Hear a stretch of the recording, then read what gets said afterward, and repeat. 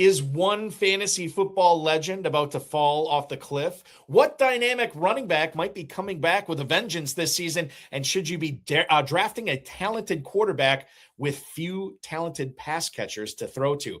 Plus, the 24-time FFPC and current KFFSC Main Event champion Dan Flamholtz joins us tonight, too. We've got a great show for you. Ferrell Elliott is here. I'm Eric Balkman. Stick around. Your HSFF Hour Extra Reps starts now. Can't stand the pressure. I've seen greater men than these lessons. Broadcast live and heard around the world, you are now watching the most entertaining hour of radio on the planet. Welcome to the High Stakes Fantasy Football Hour presented by MyFFPC.com with your hosts Eric Balkman and Ferrell Elliott. The High Stakes Fantasy Football Hour is your home for analysis from the best players in the world. And now, because no one else was available, here are Eric Balkman and Ferrell Elliott. Solace in the scripture. Are we not all our father's sons? I became a man. Nobody ever told me what a man was. Thank you so much, Rob. Greetings and salutations to all you Balkaholics and Ferrelliacs. This is the latest episode of the High Stakes Fantasy Football Hour Extra Reps presented by MyFFPC.com. I'm your slightly above average host, Eric Balkman. My co-host is the definitive commissioner of fantasy football, Ferrell Elliott. Coming up on tonight's show, we're going to talk about the lesser talked about pass catcher in one potent AFC South offense and 24-time FFPC and current and defending KFFSC Main Event champion Dan Flamholtz is going to drop in as well. If you want to connect with us on X, please do so at HSFF Hour. I'm at Eric Balkman, and check out Ferrell's Kentucky Fantasy Football State Championship at KFFSC.com, KFFSC official on the X. Of course, that is not only should you check it out, you should be playing in it against guys like me and Dan. We have a fun time there. Post on our Facebook page as well, facebook.com/HSFF Hour. Email the show at highstakesfantasyfootball@gmail.com. If you have any questions for us, that is the best place to send them to. We try to get to everything that we can every single week on the two HSFF Hour shows that we have. Thanks to our audio engineer and my best friend Bryce, and of course our producer and mutual friend Rob. Bring in the co-host with the most, ladies and gentlemen, Mr. Ferrell Elliott, hanging out with us once again tonight. So good to have you, Ferrell. What's this summer been like? Have you been having a good summer so far? Well, buddy, summer just started like 3 days ago. So it's been going. May is summer. May is summer. You mean like late spring? Yeah, it's been promising. It's been good. I haven't got since the NFL draft. I have not been able to draft as much as I want to. We have sort of here we are approaching the first week of June. We have UFL football championships beginning and Canadian Football League champion season beginning, and all of that is colliding, and it's a very, very busy time for football. And why I love everything about football, there's nothing I would rather do, Balky, than talk football with you. And who better to bring in tonight to join in the football conversation than one Hammer, the guy who is holding the belt, who is going to be presented with the trophy at the KFFSC and the third weekend of the KFFSC this August. He won the KFFSC main event this year to go along with his 24 FFPC titles. Please welcome on Mr. Dan Flamholtz. It has been, Dan, I checked this before, just over 2 years ago, you made your debut on this show. Now we're not only having you back this week for extra reps, but when we get into August, you'll be making an appearance again to talk about Kentucky. Hello, good evening, and welcome. Hey, guys. Thank you very much for having me. Always a pleasure to speak fantasy football with you guys. The story of you winning KFFSC is something you shared with me when we were at Caesars in February for the big game party and the big game drafting, obviously. We're going to have you share it again in August. But for everybody watching tonight, what was winning that like for you when you were watching those Week 17 games? Oh, it was amazing. It really started on that Sunday night game with the Bears and 49ers. I don't know if you guys remember this, but DJ Moore came down with an illness on that Sunday morning. And as a result of that report, I took DJ Moore out of my lineup and I replaced him with Luther Burden. And I happened to have both players on my roster. And that was pretty much the move that put me into first place on that Sunday night. And, I think Burden scored 27 fantasy points that evening. And, the next day, Ferrell gives me a call, tries to jinx my championship because he's telling me that statistically how it's almost impossible for me to lose the first place finish and things of that nature. Well, and, I am a statistical genius with numbers. I asked Ferrell very politely to, maybe call me back. I believe you hung up on me is what it was. I sit here talking with, and then, it was just, this is all we heard. But so I, watching that game, I believe it was Lee Oldenburg that had Bijan Robinson. And I think he was maybe in 7th or 8th place at that particular time. And in the middle of the third quarter of that game, Lee passed me. And then, Nakua caught a couple of more passes late in the third quarter, early fourth quarter. And finally, he scored that touchdown. And again, during that game, Puka Nakua caught a touchdown earlier but it was brought back because of a penalty. He also caught another long pass earlier in the game, and that same offensive lineman got called for a holding penalty. So, I'm emotionally going crazy. My wife, who never watches football, is watching the game with me. Kelly was your good luck charm, Kelly. Yeah, exactly. Kelly was home that night as well because it was my wife's birthday on December 31st, New Year's Eve. That last drive of the game, it was a lot of fun, but it was also stressful because here I am cheering for Nakua.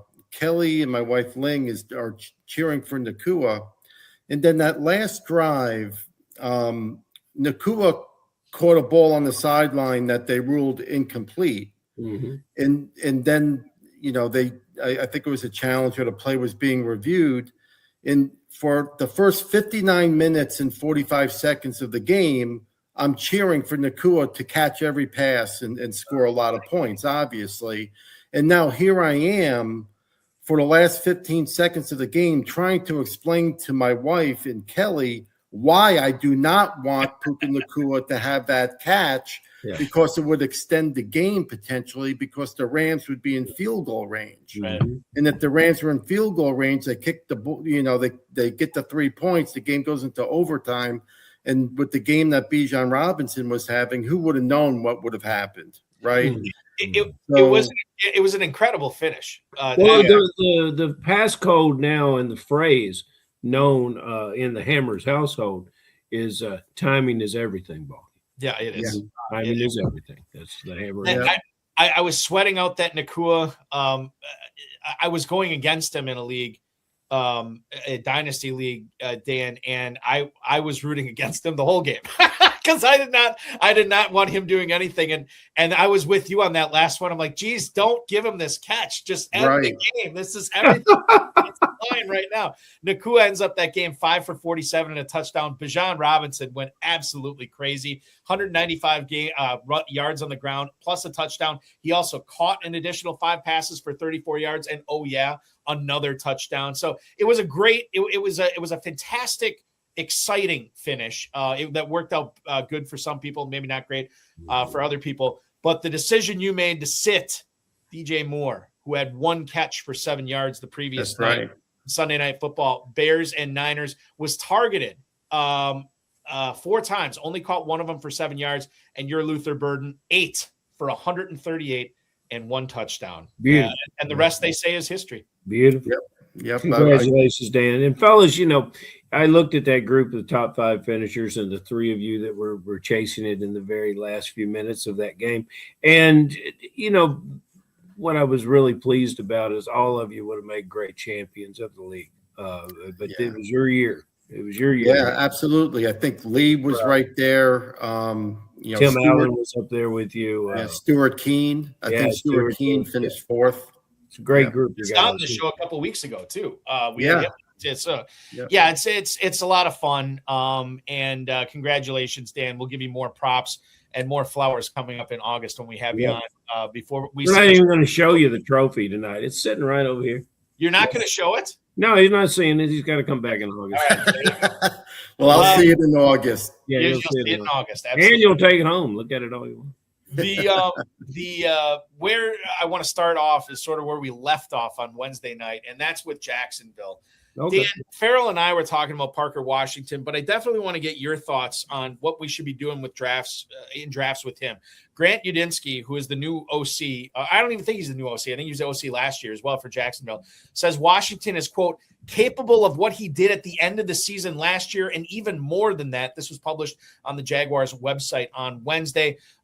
He was asked about his expectations for Washington, and he says he thinks really, really highly of Washington. 19 catches, 347 yards, and 2 touchdowns in the last 3 games of the season. Ferrell mentioned it on Wednesday, 32 catches in the month of December. That led all Jaguars receivers over that span. John Shipley, who covers the Jaguars, I believe for Sports Illustrated, don't quote me on that, said he looked like, quote, arguably the best player on the field at OTAs on Wednesday, on Tuesday, beg your pardon. And certainly I know plenty of high-stakes players, good ones that have won a lot of money, that are definitely high on Parker Washington as a mid-7th round pick. Now I'm going to ask another really good high-stakes player who has also won a lot of money if he's on board with Parker Washington in the mid-7th. And I also want you to weigh in, Dan, where you think Washington will be going once drafting season ends in early September. How high up you think high-stakes drafters will be taking him? Yeah, well, thanks for the kind words, Balky. And Parker Washington in my dynasty leagues is one of the most frequently owned wide receivers that I have. And I'm also targeting him in the Big Gorilla drafts. Anywhere, I believe he's been going in round 6 through 8. I know you mentioned round 7, but I've seen him go as early as round 6 in some of the drafts that I've participated in. Sorry, just to interrupt you real quick, Dan. I'm actually looking at Mojo right now. He's gone as high as the 5'11" over the last 5 minutes. So he's even getting up into the late 5th to your point. Please keep going. Yeah, and I've been drafting him in round 6. I think there's good value there. I think there's a lot of upside with Washington because I think at this time next year, we'll be talking about Parker Washington as a 3rd or 2nd round pick. Mm-hmm. And I think right now you're getting him at a 6th round value. Sometimes he's lasting till the 8th round. I think he's their number 1 wide receiver. I think he proved that towards the end of last year. I think he has developed a lot of trust with Trevor Lawrence. And also, if you think about that offensive system and how the slot receivers have been utilized, going back to Cohen's days at Kentucky when he had Wan'Dale Robinson, and then 2 years ago with Chris Godwin occupying that slot position. Remember, before Chris Godwin got hurt 2 years ago, he was the number 1 wide receiver in fantasy. He was leading the NFL in receptions. And if Parker Washington continues to play that role, there's no reason why he can't push for 90 to 100 catches this season. He's got the quarterback to sling it and get the ball there. Our guest on Wednesday night, the G-Man, who we're going to talk into coming to Kentucky and just be another Californian that you could beat, Dan. But when we look at the conversation we had last Wednesday, he's completely out on Brian Thomas Jr. Your thoughts about this highly anticipated? He was the darling of drafters last year. Parker Washington this year. What do you think? Yeah, I'm not completely out on Thomas, but he has to slide a little bit in drafts for me to consider him. I would put Washington and Myers ahead of him. I would put maybe Thomas. I would start considering him maybe in round 8 or 9. Most people probably disagree with me because I think he's probably going in round 7 or 8. So I probably won't end up with a lot of shares of Thomas, but he is talented. But for whatever reason, him and Trevor Lawrence just weren't on the same page. I think Thomas also had a lot of drops. And one thing that you guys got to think about and remember, going back to the 2024 season, Thomas did a lot of his had a lot of his production with Mac Jones as his quarterback, not necessarily Trevor Lawrence. So I don't know. It just seems that Thomas isn't Lawrence's guy. It seems like he favors Washington and to a certain degree Myers and Brenton Strange. There's a lot of mouths to feed there in the Jacksonville passing game, and I'm fairly confident Washington will get his share.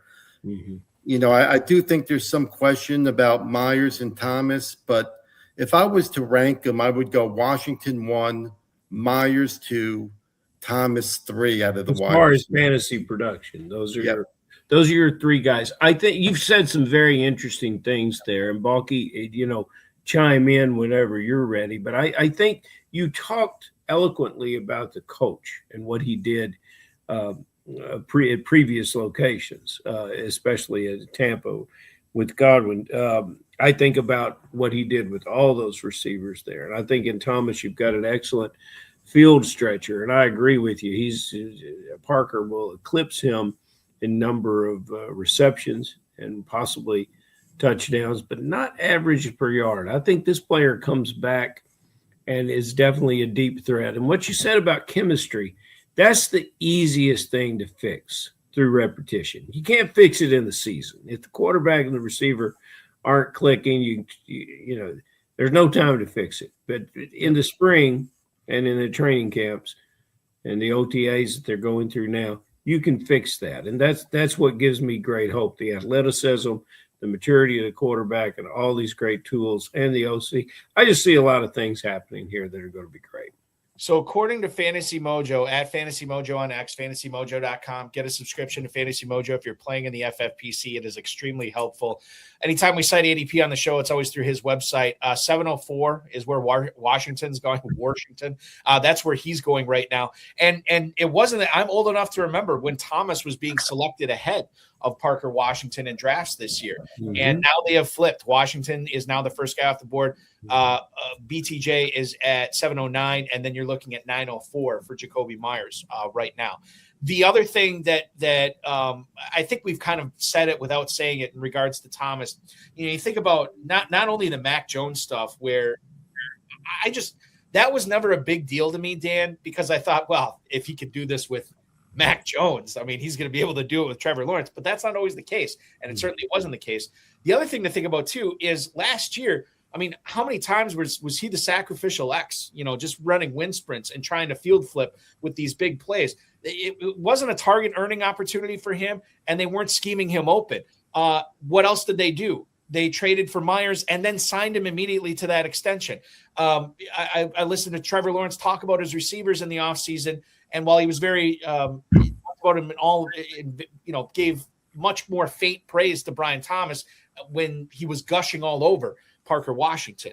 So I think if we read between the lines here, that maybe I'm the one who's underestimating Washington, and you guys are right, and that he is going to go up in ADP quite a bit as we get closer and closer to draft season. But I think this Jacksonville offense is going to be fun to watch. I think it's going to be fun to draft. And with that, I want to get into our first email. As long as we're talking Jacksonville, Dan, let's go to Rich in Cincinnati to talk about Brenton Strange. He writes, "How's it going, Dan? With all those receivers in Jacksonville, is Brenton Strange still worth drafting at the 1108 in the Big Gorilla?" That is Rich in Cincinnati. Thank you so much, Rich. I can also tell you, Dan, when we consider other tight ends going around that same spot where Strange is going, he is going essentially right after Chigakonkwo and Juwan Johnson. He is going right before TJ Hawkinson and Hunter Henry.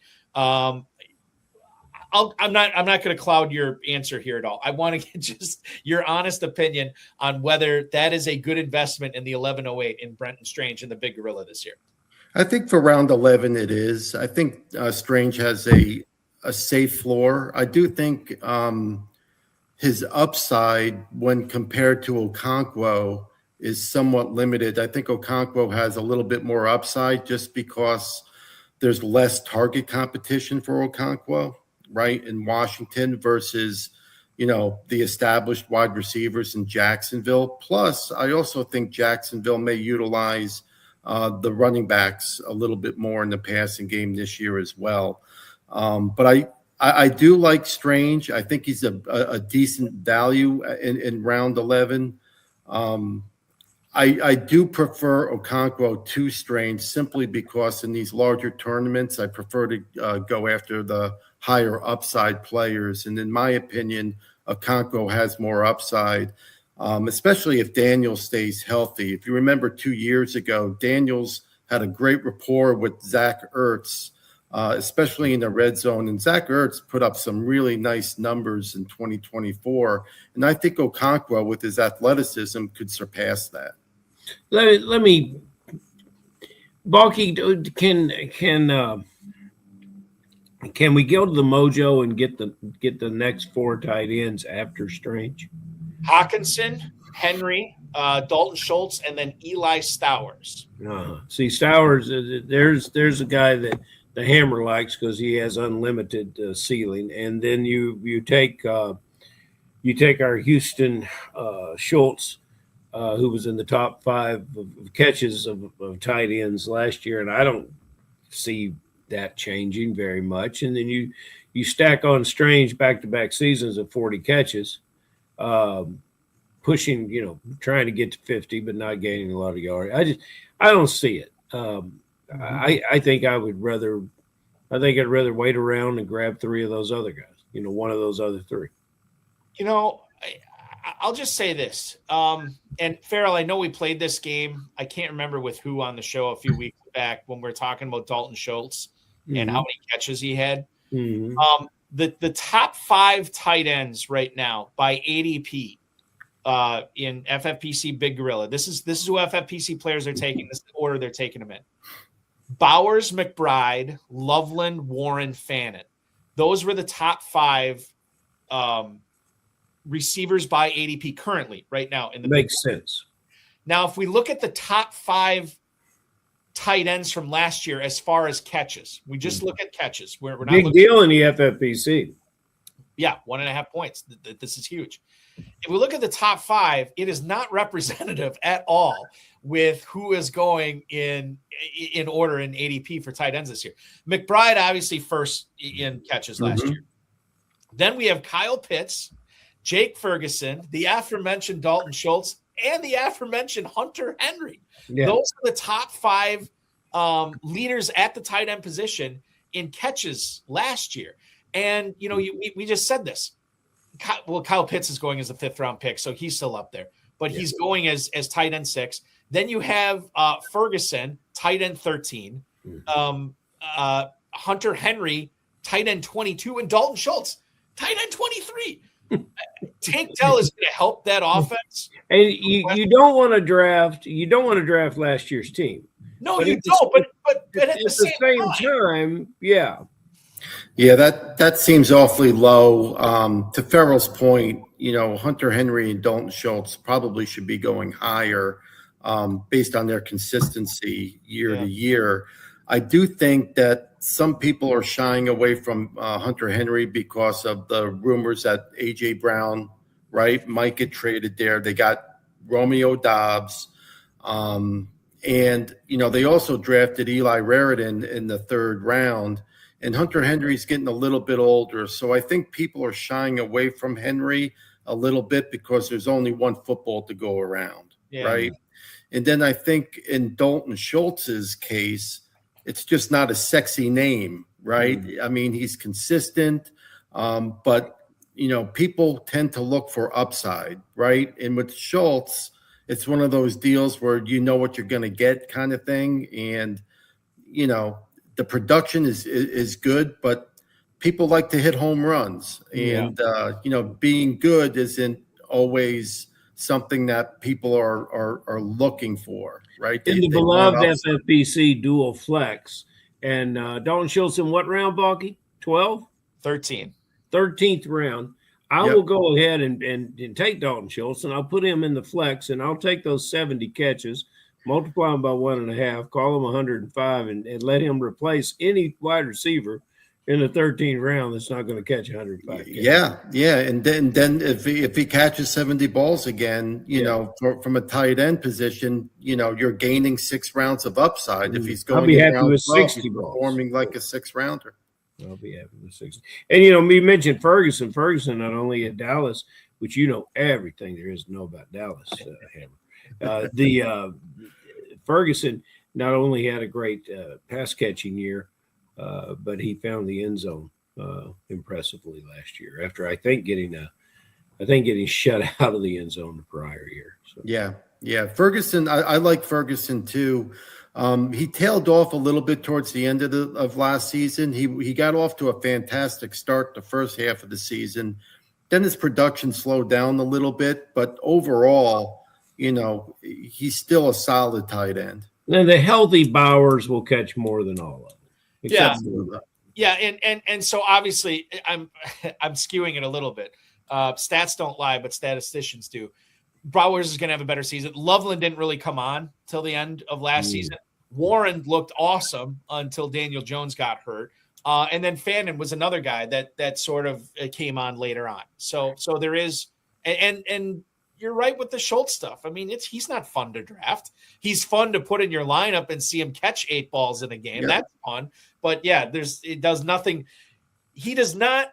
Dalton Schultz does not get any kind of dopamine release from me. Right. I'm drafting him, and maybe that's what we're looking for. I don't know. Right, but to Ferrell's point, if he's going in round 12, well, like he is, yeah. If he has the same season as he did last year, this year, then inherently you're getting upside because you're drafting a player that's going to produce 6th round, 5th round value in round 12. And I like them better as a team when you figure out their new running back. I'm very stoked to see the team elevate around this new running back. Going back to 2020, Dalton Schultz, as far as catches go, 63, 78, 57, 59, 53, 82. His worst season was 53. And he's not a big touchdown scorer. He had 8 in 2021 with the Cowboys, failed to notch more than 5 every other year. Not that I want to turn this into the Dalton Schultz show, but in a couple of weeks, we're going to look back at this ADP, Ferrell, and we're going to see how much the three of us moved it tonight. Oh, wait till the pros. Wait till the pros come on and never mention his name. And you can put him with Pittman, understated duo. Dalton Schultz, the Michael Pittman of tight end. We don't want those 70 catches from our tight end, and we sure don't want 90 catches from our receiver. No way. We don't want those 2 guys. The Ferrell Elliott All-Star team is forming right in front of the area. I think we had to put Purdy in there as well. Purdy can be in there, and we need a quarterback. And I'm down with Purdy for sure. Yes. Craig in Norcross, Georgia writes in: has Devontae Adams lost a step, or is he still worth his 5'11" Big Gorilla ADP? Thank you, Craig in Norcross, Georgia. Kind of a polarizing player. Dan, I'll let you weigh in on this. Adams last year, his performance was propped up significantly by scoring a lot of touchdowns, which he's been able to do over the course of his career. But it did appear to some people, and not all people, I've heard smart people talk about he looked fantastic even when he wasn't scoring touchdowns. He dealt with that hamstring issue, I know, during the season. But now he gets a year, or he gets to come back another year older. His quarterback's another year older. Obviously, it's a good thing that they have a rapport, but they are a little bit more prone to injury the older you get. Maybe it's a little bit, maybe it's a lot bit. I don't know. But Dan, wide receiver 26 at the 5'11" right now. To answer Craig's question, has he lost a step? Or you can also answer it, yes, he's lost a step, and he's still worth a 5'11" the Big Gorilla too. I'm not sure if he lost a step, but the circumstances have changed for him a little bit. It seems like McVay, they're drafting a lot of tight ends, and I think it may have been your last show, Eric, where you mentioned the 13 personnel, right? So with that 13 personnel group, a wide receiver has to come off the field, and I wonder if that's going to be Davante Adams as he's getting a little bit older. Maybe he's not going to run as many routes per game during the regular season. Maybe they try to conserve him a little bit while utilizing that 13 personnel. The other thing that I'm a little bit concerned about with Adams is you mentioned the 14 touchdowns, but 9 of them were within the 5-yard line. So I think the chances of that happening again, in which he'll catch 9 touchdowns on passes that Stafford threw within the 5-yard line, is probably slim to none. So I think there's probably going to be some touchdown regression with Adams. That coupled with the 13 personnel groupings, he's going, like you mentioned, late round 5. And I think the other wide receivers around him include guys like Mike Evans, Christian Watson, Rome Odunze, and Jamison Williams. And I think I would rather take Evans. I think I'd rather have Watson for sure and Odunze over Adams this year. The only one that I think I would take Adams over would be Jamison Williams. As a personal preference, I think Williams is best for best ball because of his fluctuations week to week. But I like those other 3 receivers more than Adams going in that same range of the draft. So for me to draft Adams, it would probably have to be more in the latter part of the 6th round, early 7th round for him to be on my roster. Regarding the 13 personnel, historically what we saw last year was Nakua was the one who was coming off the field more and Adams was out there. But you do bring up a good point, Dan, that maybe that is going to be more balanced this year. To save the wear and tear on Adams. And certainly, the way Nakua plays, you don't want him going all crazy, out there throwing his body around when he doesn't have to. So maybe there's something to be said for maybe Adams and Nakua split that more. I don't know. And Eric, that's another good point because trust me, that last Monday night game when I watched Puka Nakua run off the field that many times, that was driving me nuts. It's frustrating.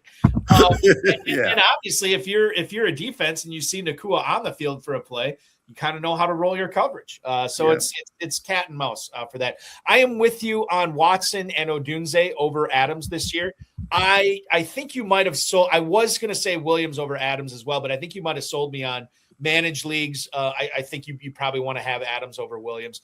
Ferrell, Davante Adams in the late 5th round. How much business are you going to be doing with that ADP? You guys so eloquently broke it down that I think I will follow your suggestion. Okay. He's going to have to. I'm going to make all my teams look younger, except at certain positions like tight end.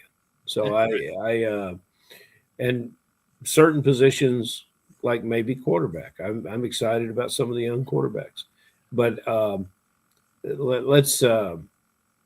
I think there's a lot of rising talent in this league. And we've talked about Parker Washington. We've talked about Colston Loveland. We want to be as fortunate as Dan is to be around Thanksgiving having players that are elevating their game.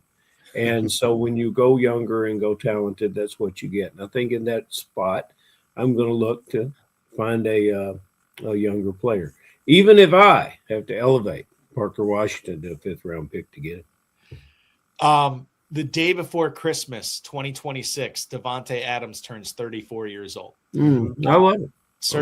Certainly significantly older than Watson, Williams, and Odunze. Moving on to, and I always say it's a young man's game. I mean, how often have I said that on the show? This is a young man's game. Mike in Cleburne, Texas. You know where Cleburne is, Dan? I believe it's south of Dallas. I think it's in the DFW area. Yep. Okay, all right. So this guy's coming from your neck of the woods, your nape of the way, as Chevy Chase would say. How much is the new offensive coordinator in Philly going to affect Saquon Barkley's 2026 campaign? That is Mark in Cleburne, Texas. We appreciate it, Mark. I think Well, Ferrell, just refresh my memory on this. When we talked about this last month, or maybe it was 2 months ago, and I thought you were pretty bullish on Saquon Barkley this year, right? I remain bullish on Saquon Barkley. I think anyone who got hired to coach on the offense at the Philadelphia Eagles during the interview process, if he said we're not going to feature Saquon Barkley, his ass would not have been hired. No. So I believe that we can pretty much understand that Barkley is in store for a mighty fine season. And don't compare Barkley to his stellar season from 2024. Compare him to the rest of the running back group, because he'll still knock down all of them. Yeah. Dan, it was last year at this time, obviously.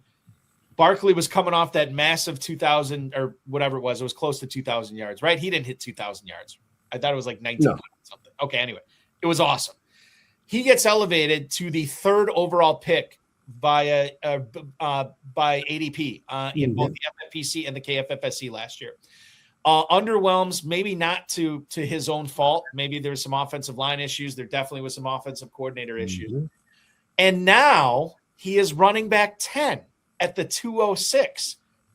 Dan, this is a price we should be willing to pay, given what we were willing to pay in 2025.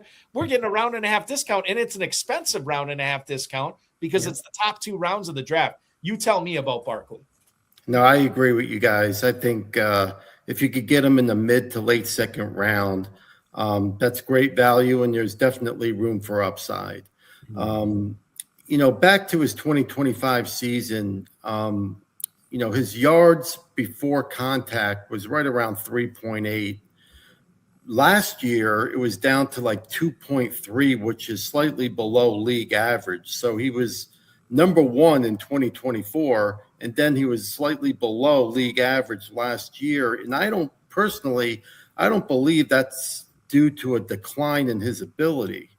I think it's a matter of circumstances in which that offense overall was pretty much out of sync throughout the season. And also, if you take a look at their injuries that they had on the offensive line, Juergens had a ruptured disc. Johnson had a Lisfranc injury.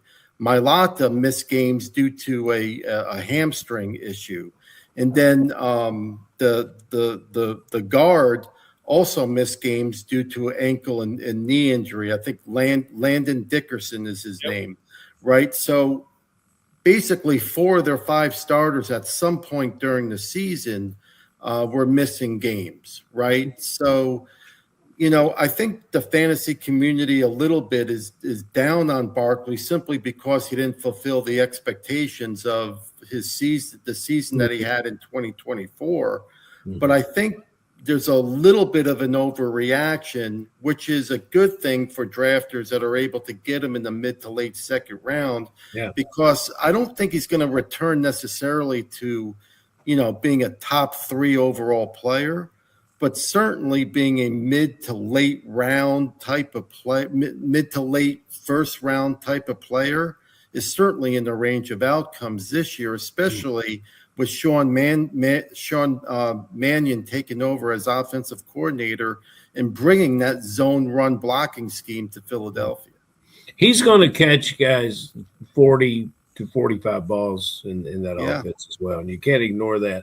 And he will, when he catches it, he always seems to end up with a couple touchdowns. So you add that to carrying the ball 300 times. I'll take a running back carries the ball 300 times. And with this talent, with this skill set, I'll take him wherever I can get him. And if I remember very early on in drafting in the Big Gorilla, I was in there with some of our dear friends that we know from fantasy football, and I drafted him at the 2nd or 3rd pick of the 2nd round. They all raised hell. They all just said, and I said, well, guys, go right ahead. Big deal. Right. And even with a year that Barkley had where the perception is that maybe he underwhelmed a little bit, he still had over 1,400 total yards, 9 touchdowns, and 37 receptions. So that's still low-end RB1 territory. It's just not, top 2 or 3 running back territory. Two Packers said it right. Two-Packer said it right. Our beloved Ron Meyer. If you draft to ADP, you'll draft an average team. Yep. I mean, even Oinker knows that. Even Oinker.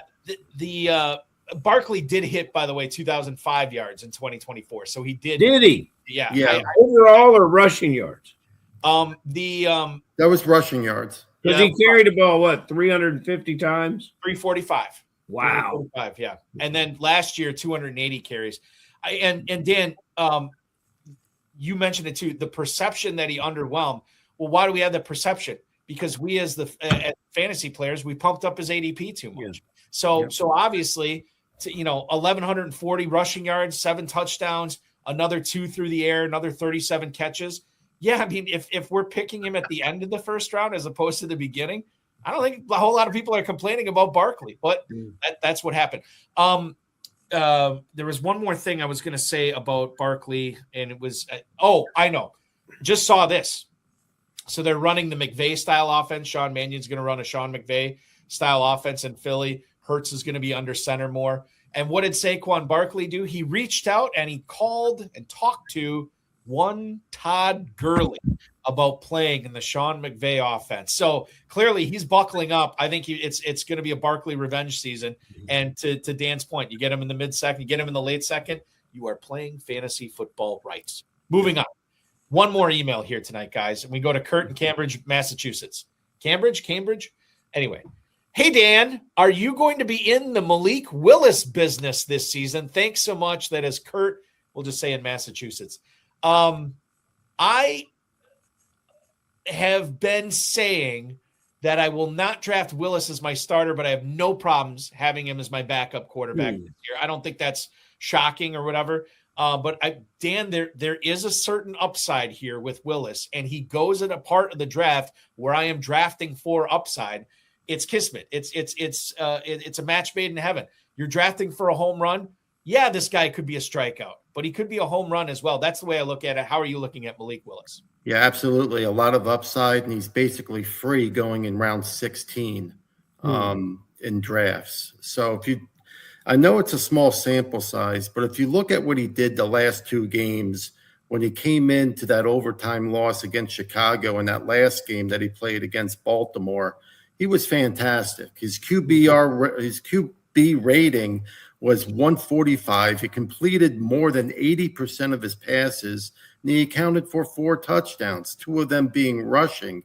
And when you rush for touchdowns in our scoring system at the FFPC as well as the KFFSC, right, rushing touchdowns, you get the benefit of getting 2 extra points each, right? Yeah. With the rushing scores. So if you rush for 2, it's like throwing an extra passing touchdown. Mm-hmm. So I think just his rushing alone provides upside. So let's say he rushes, for 10 to 12 touchdowns, and he throws for another, 15 touchdowns, which is absolutely reasonable for a starting quarterback over a 17-game schedule. Now you're talking about a quarterback that you could draft in round 16 that's really accounting for almost like 30 passing touchdowns. Tough to beat that in round 16.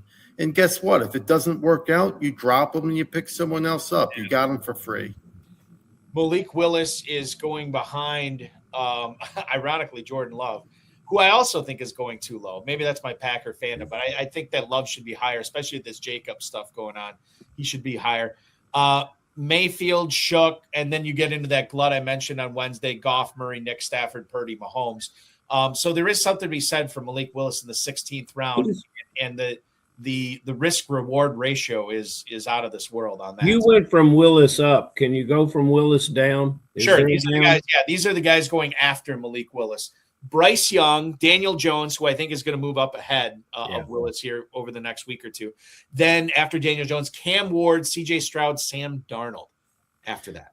You guys are getting close to making me somewhat of a believer, and I think it goes to say everybody thinks this is a young quarterback. He's 27, maybe pushing 28 years old, I think. It's his time to do it now. So, yeah, okay. You guys just sold me on it. Willis.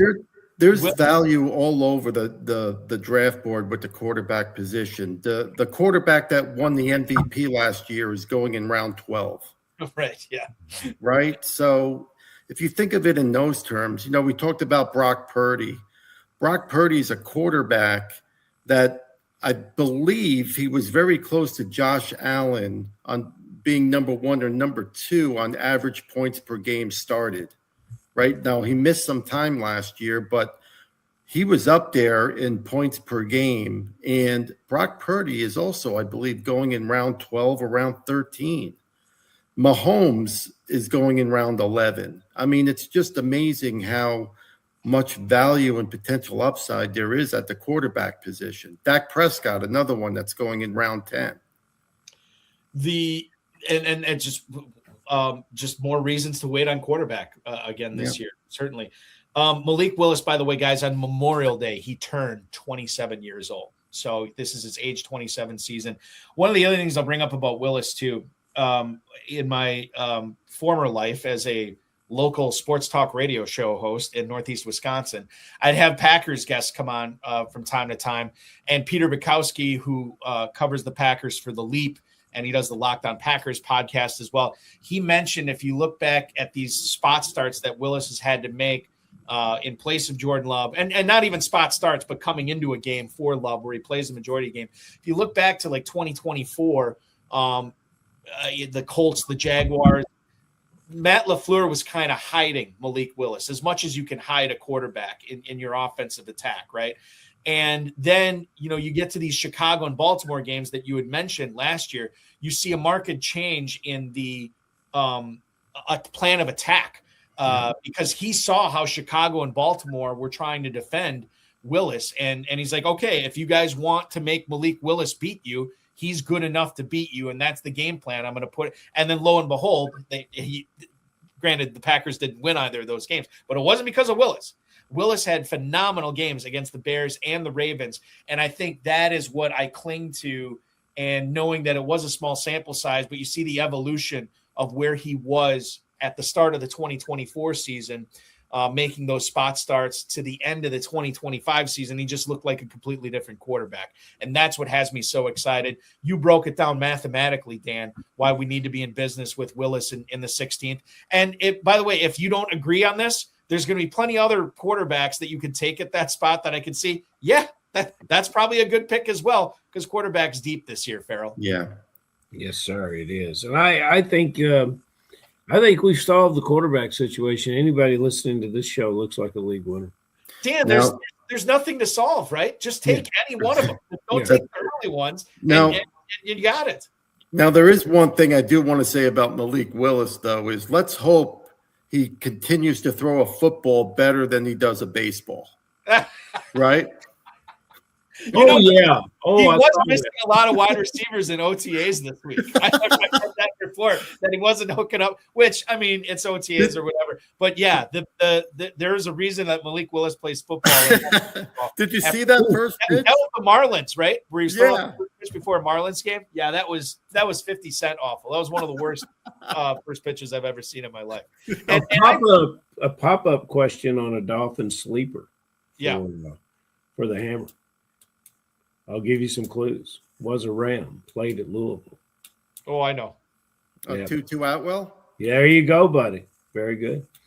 I'm intrigued to see what'll happen there. And there's a player that's free. Old Tutu's free.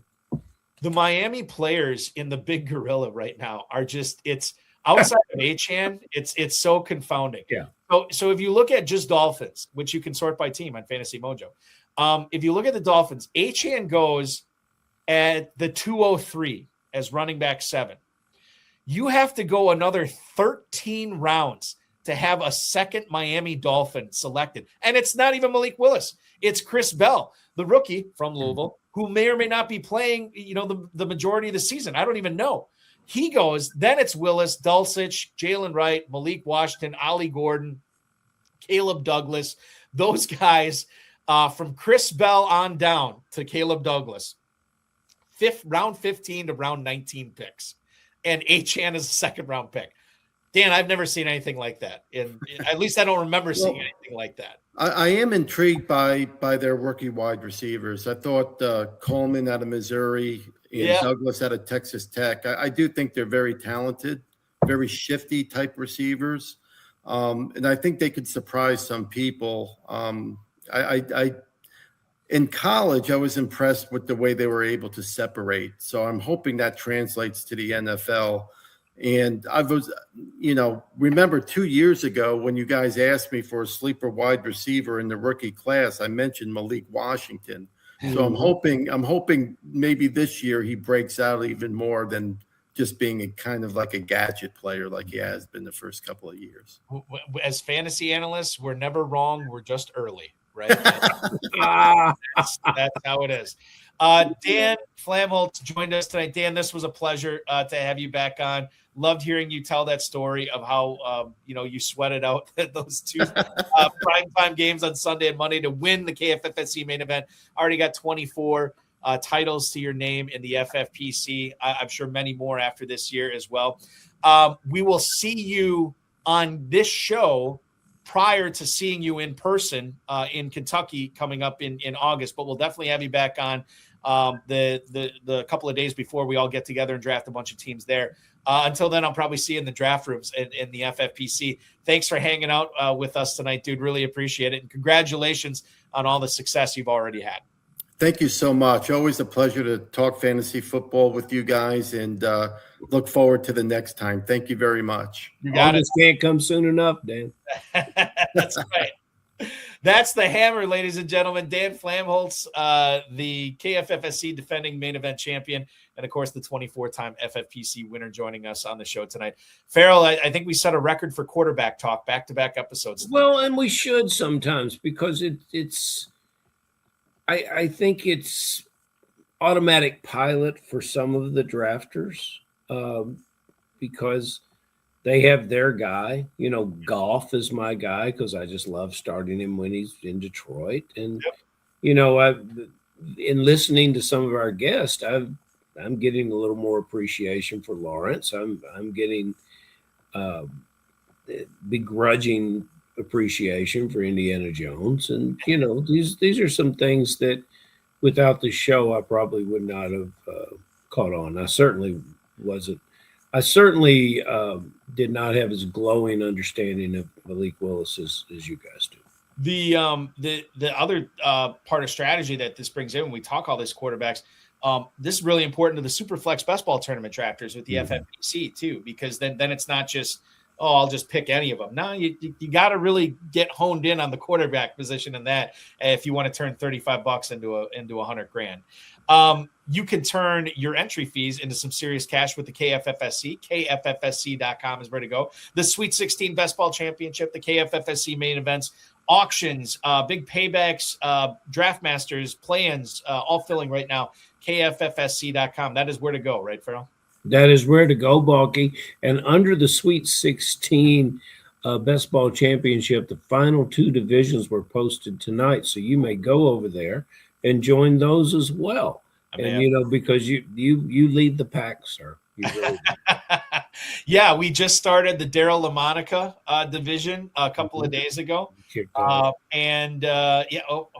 looking it up right now. So we got the Jim Plunkett and George Blanda, right? Yes, sir. Two more quarterbacks. We can keep that quarterback conversation coming. And our beloved champion, one of our great Kentucky players, the Fozzie Dog, Jeremy Brock, is the defending champion in that league, and we'll have to usher him into those two divisions as well. Yeah, we will have to do that for sure. That will not be a problem. Fozzie is he drafts as much as he. Well, whatever. We'll just say that. He's an awesome dude. Ferrell, KFFSC.com is where to go. I will talk with you again on Wednesday. Thanks so much for hanging out with me tonight. Appreciate you, sir. Thank you. That is Ferrell Elliott, ladies and gentlemen. I want to thank him. I want to thank Dan Flamholtz, the FFPC, Rob Bryce, and, of course, each and every one of you. HSFF Hour is back this coming Wednesday at 10 p.m. Eastern Time. Before that, on Tuesday, we will have the RotoViz High Stakes Lowdown, the June edition, will hit your podcast feeds. John Terry, the multi-time FFPC league champ, will join me for an hour on Tuesday night at 10 p.m. Then you get this show Wednesday night at 10 p.m. Thursday night, next Thursday, we will have FFPC Insider Access. That is going to be a fun show. In case you missed it last night, Ryan Goodman from Rotoballer and I chopped it up for 2 hours. Always a fun time with him. And then next Thursday, we will have, I think we might have live best ball tournament coverage. Not going to confirm that yet, but I feel pretty good about having live best ball tournament coverage on the FFPC Insider Access show next week. Then Friday night at 10 p.m. Eastern time, a week from today, we will have 18-time FFPC League champion Jared Hines joining Ferrell and I for extra reps. That's going to be a lot of fun on Friday, and that's your jam-packed podcast schedule for the FFPC next week. Don't forget, you can win $1 million in the Big Gorilla this weekend. The early Rampage tournament is filling up 40-some leagues, I think, left in that. So you can be eligible for that $10,000 grand prize. On the 7 Bananas promo, we keep giving free teams away. Maybe you could win those free teams when you get that 7 pick multiple times in a row. Baby Gorilla, $100,000 grand prize. Don't forget, same rules and format as the Big Gorilla, $125 entry fee for that. Best Ball Tournament is now a $400,000 grand prize instead of $300K, which it was last year. The Superflex Best Ball Tournament, $35 to enter a $100K grand prize. Dynasty and Empire startups going off, $100 and $5,000. Anywhere in between there, you can play fantasy football year round. The FFPC Chop League start at $35. A lot of fun there. Just don't finish in last and you will win your league. Last place in scoring from a weekly standpoint and you'll win your league. And then the main event, a couple of days left to get involved in the early bird, May 31st at midnight Pacific time. That is when the early bird flies away. Get in before then. You'll get $200 off your first team, $600 off each additional team, and you'll be entered into the Pros versus Joes drawing, where you can be, if you're selected, you'll compete against 42 other industry pros for 7 free 2027 FFPC main event teams. It's all at myffpc.com, myffpc.com. Remember to like this video, subscribe to the channel, comment on the video, share with your friends, share with your enemies, and get notified each and every time we go live, which the next time will be Tuesday, 10 p.m. Rotoviz High Stakes Lowdown with John Terry and myself. Thank you so much for watching, everybody. For Dan Flamholtz, for Ferrell Elliott, I'm Eric Balkman. This has been HSFF Hour Extra Reps. Your weekend officially starts now.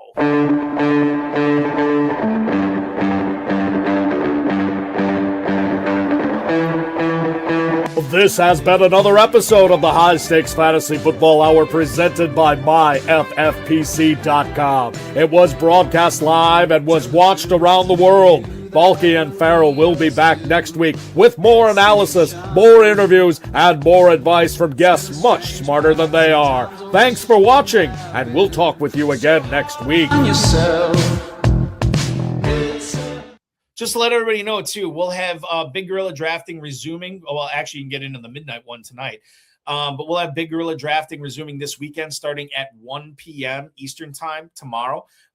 We filled a bunch of drafts this past weekend, and the early Rampage tournament is going to be gone before you know it. So make sure you're getting in on that. 2 tournaments for 1 entry fee. Draft all day long, Saturday and Sunday with the FFPC. And all those other formats I mentioned, no problems with those filling as well. So if you want to draft, that is the place to come, myffpc.com. Thanks for watching, everybody. Be good. Talk with you on Tuesday night.